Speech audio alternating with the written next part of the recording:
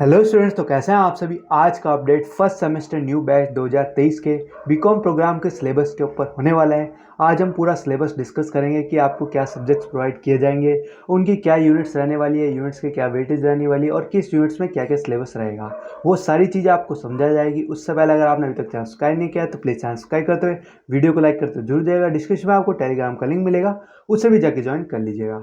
Video चाहे लंबी हो पर आपको पूरी देखनी है, जिससे आपका सिलेबस का डाउट सारे क्लियर हो जाए। तो चलिए आगे बढ़ते हैं। BCom programme first semester.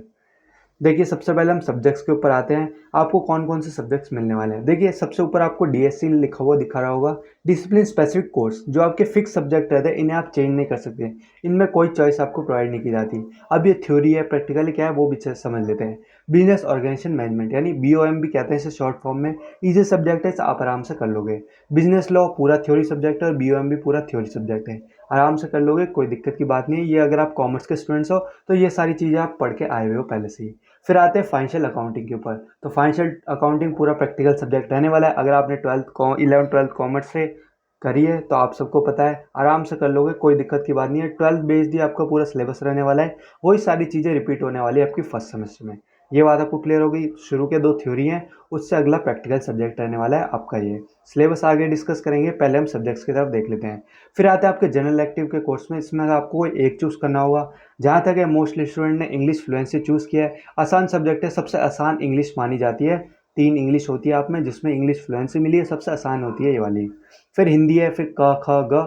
ये लेवल के हिसाब से क हार्ड, ख फिर ग, मतलब लेवल हार्ड से लेके ईजी तक है, बीच वाली मीडियम है। फिर संस्कृत है, फिर उर्दू है, फिर ये डीए मुदला पधार, ये जो भी है देख लीजिएगा। अगर आपने संस्कृत उर्दू लिया तो बहुत कह रहा हूँ कि डिफ़िकल्टी होने वाली आगे, क्योंकि इनके स्टडी मैटर और इनको ऑनलाइन पढ़ना भी बहुत मुश्किल है। अब आता है एईसी के ऊपर, जो कि सबका सेम रहने वाला है, चाहे किसी भी कोर्स का, ऑनर्स का, प्रोग्राम का। एबिलिटी एनहांसमेंट कोर्स जो कि ईवीएस रहने वाला है। सबसे इजी सब्जेक्ट्स माना जाता है एनवायरमेंटल साइंस, तो इसमें आपको एनवायरमेंट के बारे में ही पढ़ना होगा सारी चीज़ें। फिर आपके स्किल एनहांसमेंट कोर्स पे ऊपर आते हैं, जिसमें आपको 3 चॉइसेस दी गई हैं, जिसमें से कोई सा भी आपको एक पढ़ना है। फाइंस for everyone, communication in everyday life, रंगमंच।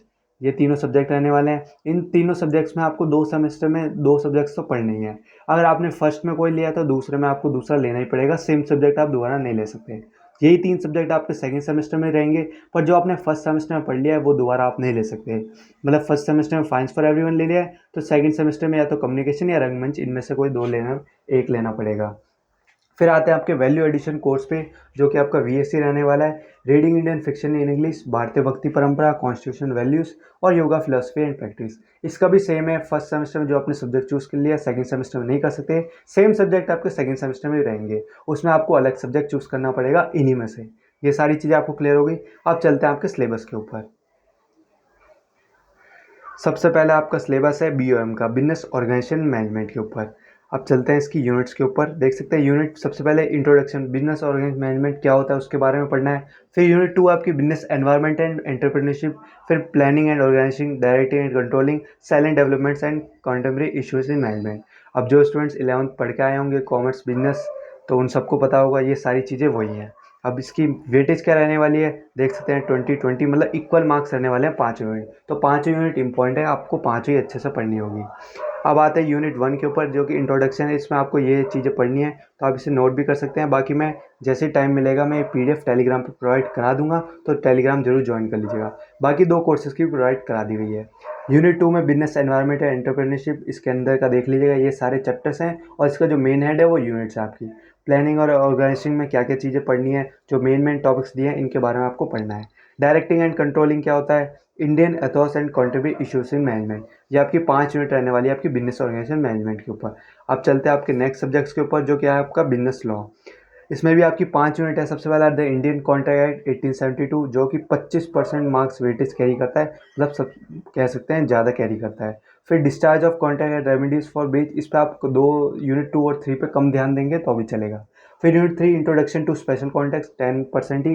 फिर the sales of goods act 1933, ये भी 25 मार्क्स की वेटेज रखता है। और लास्ट वाली यूनिट सबसे बड़ी है, the LLP act 2008, 30% marks carry करती है आपके एग्जाम का। तो इन सबको फर्स्ट, फोर्थ और फिफ्थ पे तो ज़्यादा ही ध्यान देना है। बाकी सेकंड थर्ड भी पढ़नी है, पर इतना भी नहीं कि ज़्यादा डीप पढ़ो। इससे ऊपर ऊपर से भी पढ़ोगे तो चलेगा। तो जितने भी लॉन्ग क्वेश्चन आएंगे वो यूनिट 1, 4th और 5th में से आएंगे। बाकी यूनिट देख लीजिए, इसके अंदर के क्या क्या पार्ट्स आपको पढ़ना है। यूनिट 1 इंडियन कॉन्ट्रैक्ट, फिर डिस्चार्ज ऑफ कॉन्ट्रैक्ट, फिर इंट्रोडक्शन टू स्पेशल कॉन्ट्रैक्ट, फिर the sale of good acts, फिर द LLP 2008।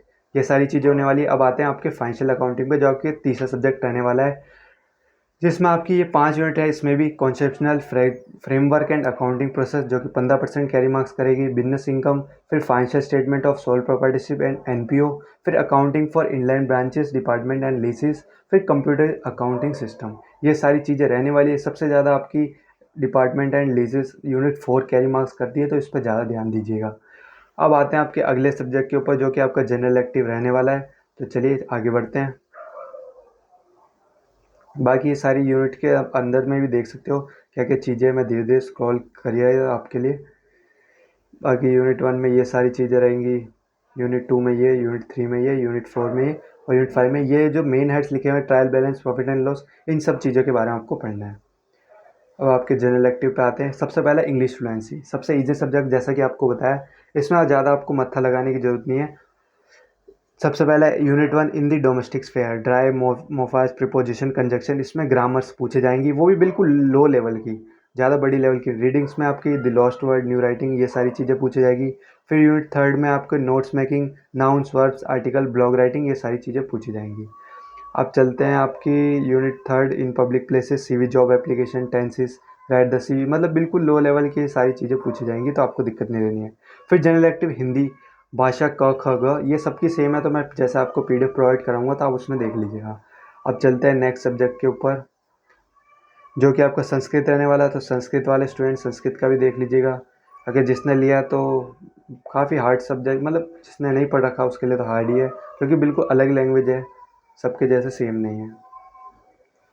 अब आगे चलते हैं, जो कि आपका AC सब्जेक्ट रहने वाला है, जो कि सबका कॉमन सब्जेक्ट है, एनवायरमेंटल साइंस। इसमें आपकी देखते हैं कितनी यूनिट है। यूनिट 1 आपकी है इंट्रोडक्शन टू एनवायरमेंटल स्टडीज़, इसमें से ये सारी चीज़ें पढ़नी है। जो ऊपर की 2 पॉइंट दिखे हुए हैं, ये सारी चीज़ें आपको उसमें पढ़नी है।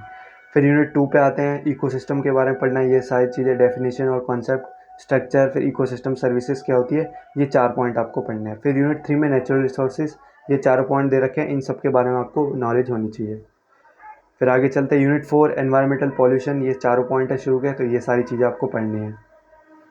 अब आते हैं आपके SEC के कोर्स के सब्जेक्ट्स के ऊपर, जो कि सबसे पहला है कॉमर्स फाइनेंस फॉर एवरीवन।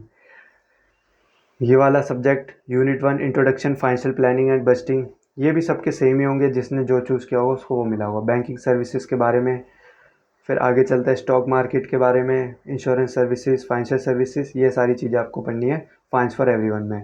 अब अगला चलता है communication in everyday life. Unit 1 में थ्योरी ऑफ कम्युनिकेशन पढ़नी है, फिर रीडिंग स्किल्स और राइटिंग स्किल्स, ये सारी आपकी चीज़ें रहने वाली है कम्युनिकेशन इन एवरीडे लाइफ में। लास्ट आते हैं आपके SEC के सब्जेक्ट पे, जो कि हिंदी रंगमंच रहने वाला है, जिसमें आपकी ये पाँचों यूनिट है, हिंदी में देख लीजिएगा। Unit 2, unit 3, unit 4, unit 5। Unit को हिंदी में इकाई कहते हैं, बाकी स्टूडेंट्स को पता ही होगा। अब आता है आपके लास्ट कोर्स, जो कि आपका VSC का रहने वाला है, जिसमें आपके 4 सब्जेक्ट हैं, जिसमें से आपको कोई एक चूज़ करना होगा, या फिर जो चूज़ किया आपने वो देख लीजिएगा। सबसे पहला आपका जो सब्जेक्ट रहने वाला है, reading Indian fiction in English, इसकी यूनिट देख लीजिए, how to read a novel, novel के बारे में ये सब चीज़ें। फिर यूनिट 2 में बंकिम चंद्र चटर्जी के बारे में आपको पूरा पढ़ना है। यूनिट 3 में चमन नहाल के बारे में पढ़ना है। ये सारी चीज़ें आपको पढ़नी है आपके इंग्लिश वाले सब्जेक्ट में। अब आगे चलते हैं, भारतीय भक्ति परंपरा, तो हिंदी का सब्जेक्ट है। यूनिट 1 में ये सारी चीज़ें पढ़नी है, यूनिट 2 में ये, यूनिट 3 में ये, 3 यूनिट इसकी रहने वाली है, ये अच्छी बात है। फिर कॉन्स्टिट्यूशनल वैल्यूज़, जो कि पॉलिटिकल साइंस का सब्जेक्ट है, इसमें कितनी यूनिट है देख लेते हैं। द कॉन्स्टिट्यूशन ऑफ इंडिया के बारे में पढ़ना है, कॉन्स्टिट्यूशनल वैल्यूज़ क्या होती हैं, फंडामेंटल ड्यूटीज़ क्या होती हैं, और ये 3 यूनिट, इसमें भी 3 यूनिट रहने वाली है। अब आते हैं आपके लास्ट सब्जेक्ट के ऊपर, जो कि संस्कृत का रहने वाला है, योगा, फिलोसफी एंड प्रैक्टिस। तो ये संस्कृत का सब्जेक्ट भले ही है, और ये आपको हिंदी और इंग्लिश दोनों मीडियम में प्रोवाइड किया जाएगा जब आप क्वेश्चन देंगे, पेपर देने जाएंगे, तो हिंदी और इंग्लिश मीडियम में आपको पढ़ना है। योगा के बारे में पढ़ना है, पतंजलि योगा सूत्र क्या होता है, ये सारी चीज़ें। यूनिट 3 अंडरस्टैंडिंग आसनास एंड प्राणायाम। तो ये सारी चीज़ें मैंने आपको सिलेबस क्लियर कर दिया है, तो उसका PDF मैं जल्दी टेलीग्राम पे प्रोवाइड करा दूंगा, तो टेलीग्राम पे ज्वाइन हो जाइएगा। और जितने भी आपके फ्रेंड्स हैं BCom प्रोग्राम के, देखिए अगर आपके BCom लिखा है तो BCom को ही BCom प्रोग्राम कहते हैं, काफ़ी स्टूडेंट्स को नहीं पता होगा, तो मैं बता देता हूँ, तो उनके साथ शेयर जरूर कीजिएगा। चलिए वीडियो को ही ख़त्म करते हैं।